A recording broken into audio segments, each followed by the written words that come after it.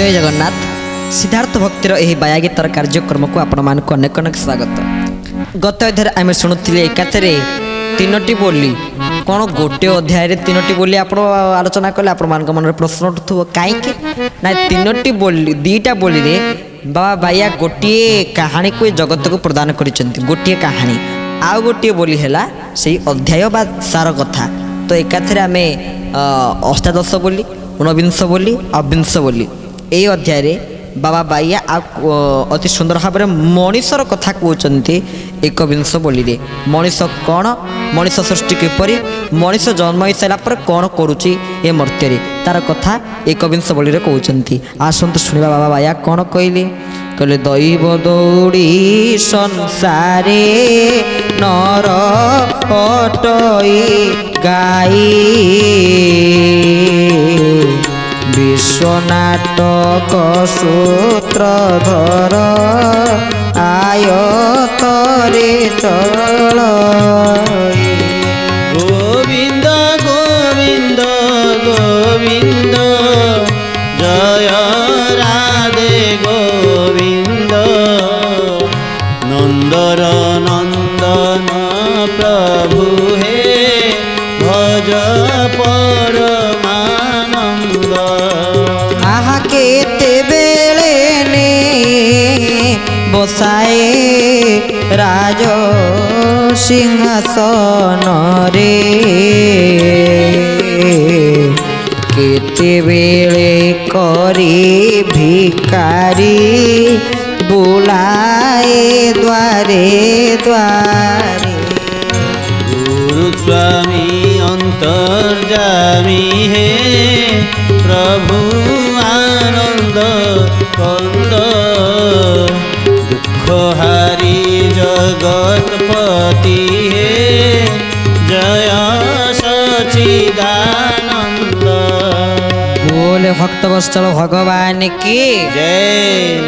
दैव दौड़ी संसारे नर अटई गाई ये संसार रे भगवान हला दौड़ी आ नर हला गाई। तो भगवान ने कौन करती ना निजे दौड़ी स्वरूप भक्त को ही निज निकट को टाणी आनती।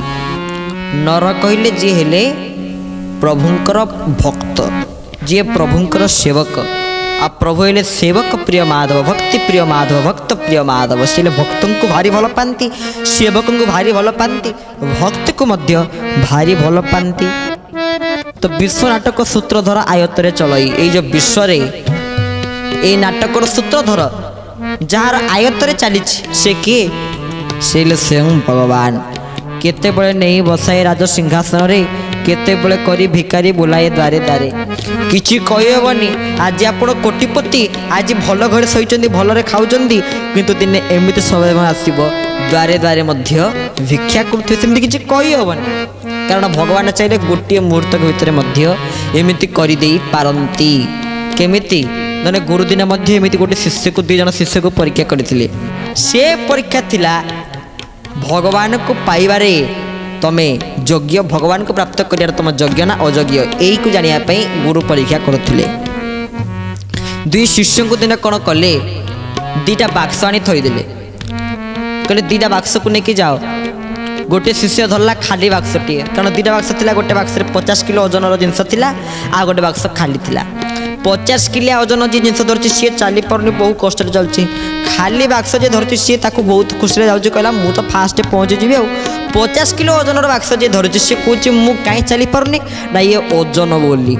तो जे 50 किलो ओजन धरी जाउथला देखला गरीब लोक माने बसचंती जा सब थिला सबु बांटी चलीला आउ जार खाली बाक्स थिला सी देखला कोड सब भल जिनस खाଇବା जिनस जो तू बण जंगल को जाइथिला देखला कोठी फल कोठी भल फूल जोटी जा सब देखला सबु ता बाक्स भितर से भर्ती करी चलीला।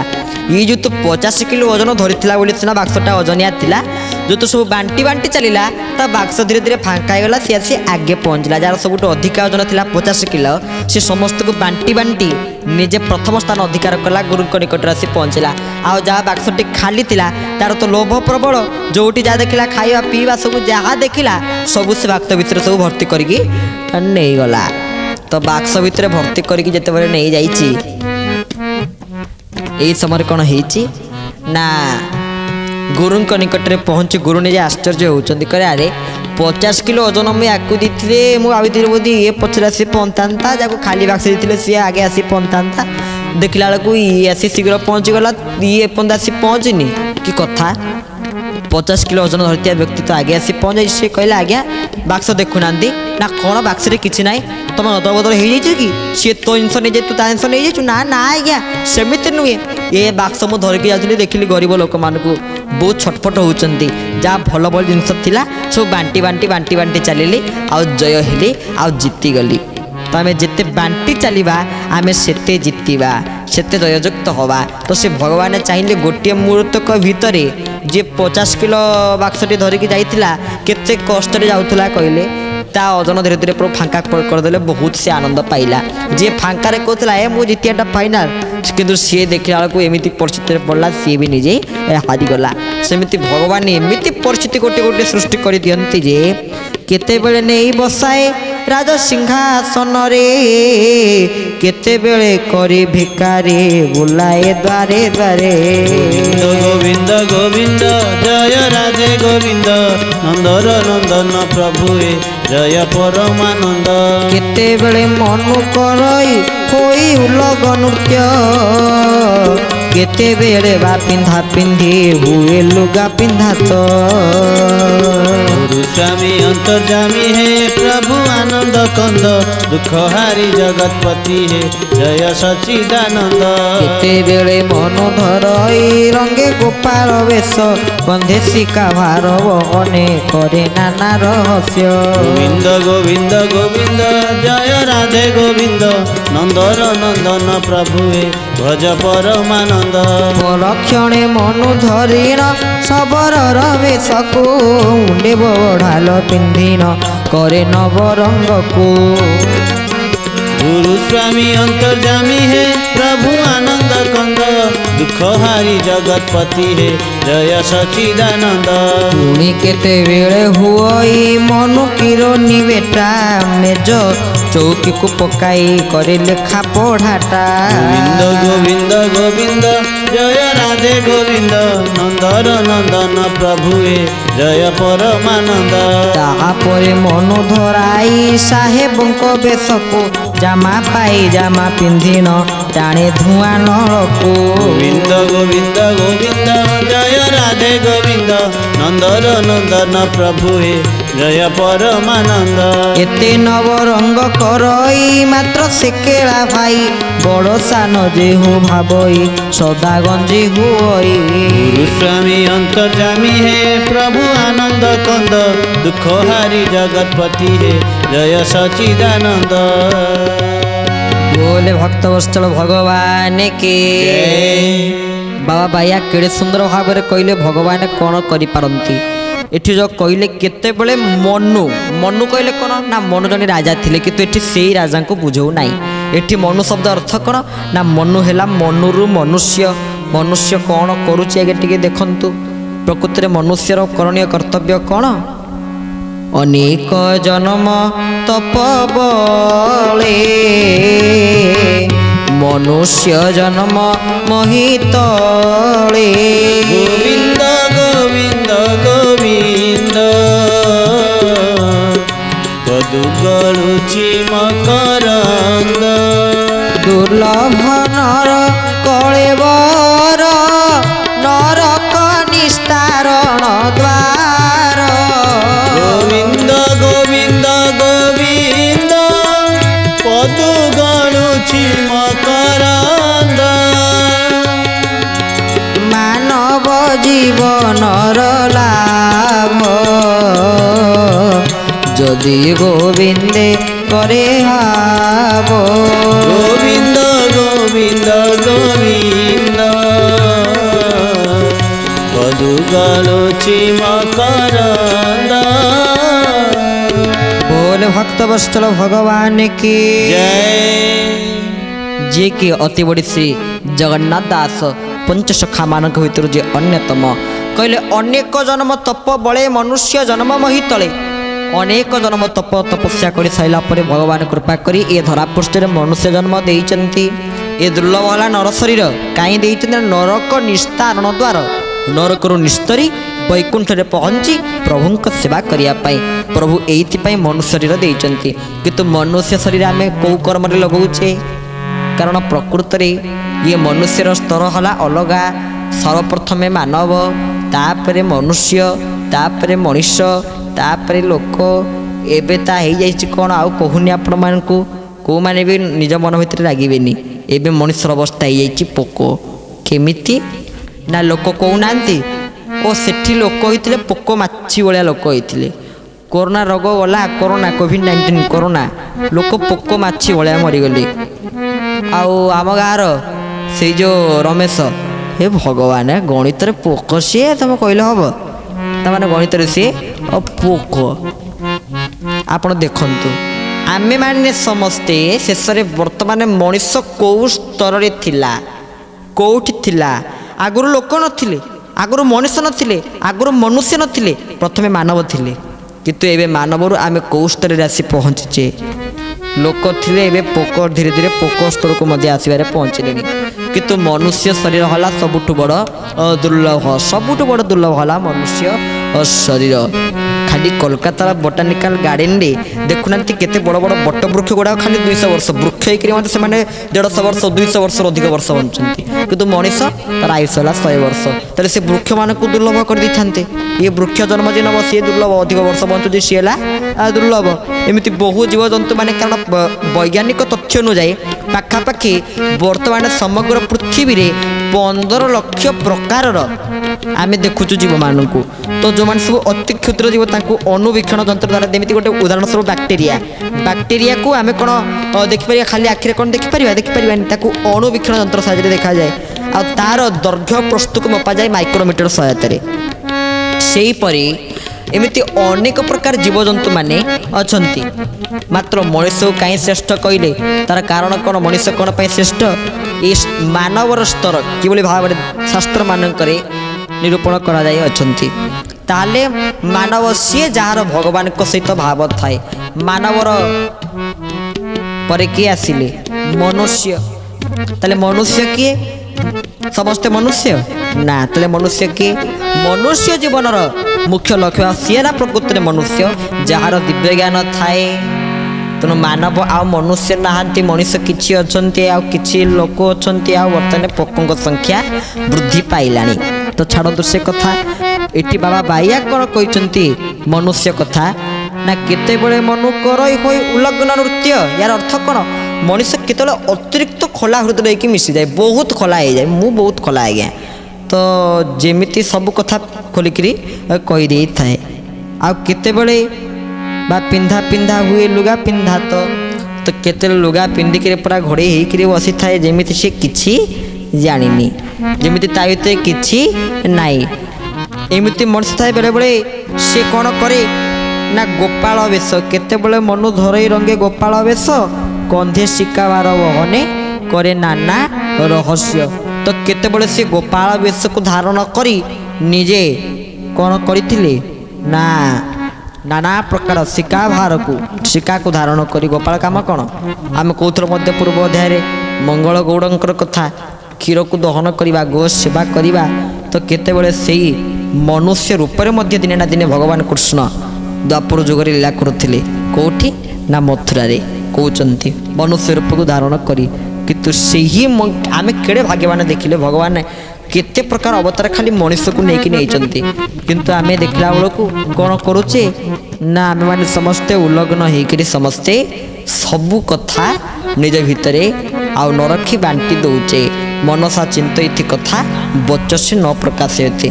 ମନରେ ଆମେ ଯେଉଁ କଥା ଚିନ୍ତା କରିଛେ କେବେ କାହାରିକୁ ବଚନରେ ସେ କଥା ପ୍ରକାଶ କରିବା ନାହିଁ ବୋଲି ବାବା ବାଇଆ ଶିକ୍ଷା ଦେଉଛନ୍ତି। ଅର୍ଥ ଏଇଠି ପ୍ରମାଣ ଦେଉଛନ୍ତି ବାବା ବାଇଆ। ମର୍ତ୍ତ୍ୟ ମଣ୍ଡଳେ ଦେହ ବହି ଦେବତା ହୋଇଲେ ମରଇ। ମର୍ତ୍ତ୍ୟରେ ଯିଏ ଜନ୍ମ ହୋଇଛି ସିଏ ଦେବତା ହେଲେ ବି ମଧ୍ୟ ମୃତ୍ୟୁବରଣ କରିବେ। ୟାର ଦୁଇଟା ଅର୍ଥ। ଏରା ସ୍ଥୂଳ ଜଗତର କଥା। ମର୍ତ୍ତ୍ୟରେ ଯିଏ ଜନ୍ମ ହୋଇଛି ସେ ମରିବ। କିନ୍ତୁ ସୂକ୍ଷ୍ମ ଜଗତରେ ବିଚାର କଲେ ମର୍ତ୍ତ୍ୟ ମଣ୍ଡଳେ ଦେହ ବହି ଦେବତା ହୋଇଲେ ମରଇ। ଆମେ ଯେଉଁ ପର୍ଯ୍ୟନ୍ତ ଦେବତା ହୋଇନାହିଁ ସେ ପର୍ଯ୍ୟନ୍ତ ମଣିଷର ମୃତ୍ୟୁବରଣ ହେବ ନାହିଁ। ମଣିଷରୁ ଦେବତାରେ ମଣିଷ, ମନୁଷ୍ୟ, ମାନବ, ମାଧବ, ଦେବତାରେ ପହଞ୍ଚିବାକୁ ପଡ଼ିବ, ଦେବସ୍ତର ହେବାକୁ ପଡ଼ିବ, ଦେବତୁଲ୍ୟ ହେବାକୁ ପଡ଼ିବ। ତାହେଲେ ଯାଇ ଭଗବାନ ଆମକୁ ତାଙ୍କ ନିକଟକୁ ନେଇଯିବେ। ତ ସେଇ ଭଗବାନ ମଣିଷ ରୂପ ଧାରଣ କରି ଦେଖନ୍ତୁ ଗୋପାଳ ବେଶକୁ ଧାରଣ କରିଥିଲେ, କିନ୍ତୁ ଆମେ ଏଇଭଳି ମଣିଷ ଶରୀର ପାଇ କ'ଣ କରୁଛେ? କେତେବେଳେ ତ ନିଜେ ଆମେ ନିଜକୁ ବହୁତ ଅଧିକ ବୋଲି ଗର୍ବ ଅହଙ୍କାରରେ ଅନେକ କଥା ଭାବି ଦେଇଛେ। ଆଉ କିଏ କ'ଣ ଭାବୁଛନ୍ତି? ବାବା ବାଇଆ ଅତି ସୁନ୍ଦର ଭାବରେ କହିଲେ ପୁଣି କେତେବେଳେ ହୁଏ ମନୁ କିରାନୀ ବେଟା, ମେଜ ତଉକିକୁ ପକାଇ କରି ଲେଖା ପଢ଼ାଟା। କେତେବେଳେ କ୍ଲର୍କ ବୋଲି ଆମେ ଯାଉ କହୁଛେ କିରାନୀ, ଏଠି ବାବା ଲେଖିଲେ ପୁଣି କେତେବେଳେ ହୁଏ ମନୁ କିରାନୀ ବେଟା। ତ କେତେବେଳେ କିରାନୀ ବା କ୍ଲର୍କ ହୋଇ ଆମେ ଲେଖାପଢ଼ା ଇତ୍ୟାଦି ଭଲ ଚୌକିରେ ବସି ଲେଖାପଢ଼ା ଇତ୍ୟାଦି କରୁଛେ। ତ ପୁଣି କେତେବେଳେ ତାହାପରେ ମନୁ ଧରାଇ ସାହାବେଙ୍କ ବେଶକୁ, ଜାମା ପାଇ ଜାମା ପିନ୍ଧିନ ଟାଣେ ଧୂଆଁ ନଳକୁ। ଧୀରେ ଧୀରେ ମଣିଷର ବୃଦ୍ଧି ହେବ ନା, ଧୀରେ ଧୀରେ ମଣିଷର ବିକାଶ ହେବ ନା। ତ ସିଏ ପୁଣି ପରିଶେଷରେ କେଉଁ ସ୍ତରରେ ପହଞ୍ଚିବାକୁ ଆଗ୍ରହ କରିଛି ନା ସାହେବ ହେବି, ଖାଇବି, ପିଇବି, ଶୋଇବି, ରହିବି, ଆନନ୍ଦରେ ରହିବି, ମୋତେ ଯେମିତି କେହି କିଛି କହିପାରିବି ନାହିଁ। ଭଲ ଚୌକିଟେ ପକାଇ ବସିବି, ଆଉ କ'ଣ କରିବି ନା ଜାମା ପାଇଜାମା ପିନ୍ଧିନ ଟାଣେ ଧୂଆଁ ନଳକୁ। ଧୂଆଁ ଗୋଟେ ସୁନ୍ଦର କଥା କହିଲେ। ଆମେମାନେ ଆମ ସମସ୍ତଙ୍କ ଜୀବନରେ ବି ଦେଖନ୍ତୁ କେତେ ସାଧୁ ସନ୍ଥ ବାବାଜୀମାନେ ଚିନ୍ତା କରୁଛନ୍ତି ନିଶାମୁକ୍ତ ଅଞ୍ଚଳ କରିବା ପାଇଁ। ସମସ୍ତେ ଭାବୁଛନ୍ତି ଆମେ କେମିତି ସମସ୍ତ ଗୋଟେ ନିଶା ଛଡ଼େଇ ଦେବା। ଏ ନିଶାଟା ଗୋଟିଏ ଭଲ ଜିନିଷ ନୁହେଁ। ଧୂଆଁ ନଳକୁ ଅଛନ୍ତି କିଛି ବ୍ୟକ୍ତି ଯେଉଁମାନେ କି ନିଶାଦ୍ରବ୍ୟ ସେବନ କରି ନିଜେ ବହୁତ କଷ୍ଟ ବି ଖାଲି କହିଲେ ହେବନି, ସେମାନେ ନିଜେ ନିଶା ଖାଉଛନ୍ତି। କାହିଁ ଖାଉଛନ୍ତି ସେ ପରମେଶ୍ୱରଙ୍କୁ ଜଣା। ନିଜେ ନିଶା ଖାଇକି ନିଜ ଦେହକୁ ଅସୁସ୍ଥ କରି ତାଙ୍କ ଜୀବନରେ ସେ ବହୁତ କଷ୍ଟ ପାଉଛନ୍ତି। ମଣିଷ କେବେ ନିଜେ ନିଜେ ଚାହିଁବ ମୋତେ କଷ୍ଟ ମିଳୁ ବୋଲି? କେବେ ଚାହିଁବ? କିନ୍ତୁ ସେ ନିଜେ ଆପଣା ଛାଇ ଡାକିକି ଆଣୁଛି, ଏ ଦୁଃଖ, ହେ କଷ୍ଟ, ତୁ ଆ, ପୁଣି ପଇସା ଦେଇକିରି। ଆରେ ଯିଏ ବି କିଛି ନିଶା ଦ୍ରବ୍ୟ ଖାଉଛନ୍ତି, ସେ ମଦ ହୁଅନ୍ତୁ କି ସିଏ ଗଞ୍ଜେଇ ହୁଅନ୍ତୁ କି ଯେକୌଣସି ନିଶା ହୁଅନ୍ତୁ, ସେ ପଇସା ଦେଇକି ଖାଇକି ଦୁଃଖକୁ ଡାକିକି ଆଣୁଛନ୍ତି। କିଏ କହିଲେ ଟଙ୍କା ଦେଇକି ଦୁଃଖକୁ ଡାକିକି ଆଣେ? କିଏ? କେହି ବି ନୁହେଁ। କିନ୍ତୁ ଆମେ ତାହା କରୁଛେ। ଯେତେ ପାରିବା ଆମେ ନିଜକୁ ସଚେତନ କରି এই ନିଶାଠୁ ଦୂରରେ ରହିବା ବୋଲି ବାବା ବାଇଆ ଅତି ସୁନ୍ଦର ଭାବରେ କହୁଛନ୍ତି। ଏହାପରେ ବାବା ବାଇଆ କ'ଣ କହିଛନ୍ତି? ତ এই କଥା କହିଛନ୍ତି ତନ୍ମଧ୍ୟରୁ ଆମେ ନିଶାମୁକ୍ତ ଅଞ୍ଚଳର କଥା ଆଲୋଚନା କରୁଥିଲେ। ତ ଯଦି ଆମେମାନେ ସମସ୍ତେ ଏସବୁ ନିଶାଦ୍ରବ୍ୟ ଗୁଡ଼ିକୁ ଛାଡ଼ି ନିଶା ଖାଆନ୍ତୁ ମାନେ ନିଶା ରଖନ୍ତୁ, ଖାଆନ୍ତୁ ନାହିଁ। କ'ଣ ଘରେ ନିଶା ଖାଲିଟାରେ ଆଣି ରଖିବୁ ଖାଇବୁନି କି କଥା କହୁଛନ୍ତି? ଆପଣମାନେ କହୁଥିବେ ନା କ'ଣ ନିଶା ରଖିବେ ନା ଗୀତା ପଢ଼ିବାରେ ନିଶା ରଖନ୍ତୁ, ଭାଗବତ ପଢ଼ିବାରେ ନିଶା ରଖନ୍ତୁ। ଇଏ ହେଲା ପ୍ରକୃତ ନିଶା। ଗୀତା ପଢ଼ନ୍ତୁ, ସେଠି ଯେଉଁ ଅମୃତ ଅଛି ସେ ଅମୃତ କେଉଁଠି ନାହିଁ। ଭାଗବତ ପଢ଼ନ୍ତୁ, ସେଠି ଯେଉଁ ଅମୃତ ଅଛି ସେ ଅମୃତ କେଉଁଠି ନାହିଁ। ବାୟା ଗୀତା ପଢ଼ନ୍ତୁ, ସେଠି ଯେଉଁ ଅମୃତ ଅଛି ସେ ଅମୃତ କେଉଁଠି ନାହିଁ। ଏଇଥିପାଇଁ ତ ବାବା କହିଲେ କେତେବେଳେ ନେଇ ବସାଏ ରାଜ ସିଂହାସନରେ, ରାଜ ସିଂହାସନରେ, କେତେବେଳେ କରି ଭିକାରୀ ବୋଲାଏ ଦ୍ୱାରେ ଦ୍ୱାରେ। गुरु स्वामी अंतर्जामी है प्रभु आनंद कंद, दुख हारी जगतपति है जय सचिदानंद। आहा नीति नुआ रंग घटई रंगभूमि रे, रंगभूमि रे, नीति न बुझिन चित्त तो हुए सुख दुख रे। गुरु स्वामी अंतर्जामी है प्रभु आनंद कंद, दुख हारी जगतपति है जय सचिदानंद। आहा मोर कट नृत्य कराए केला जेसने भावे केला जेसन भाव, केते बेले मनु करई होई उलग्य नृत्य। गुरु स्वामी अंतर्जामी है प्रभु आनंद कंद, दुख हारी जगतपति है जय सचिदानंद। ताहा कही शिखवार बहने करे नाना रहस्य करे, नाना रहस्य परक्षणे मन धरी न सबरर बेश। গোবিন্দ গোবিন্দ গোবিন্দ জয় রাধে গোবিন্দ নন্দর নন্দন প্রভু হে জয় পরমানন্দ बोल सदगुरुदेव भगवान के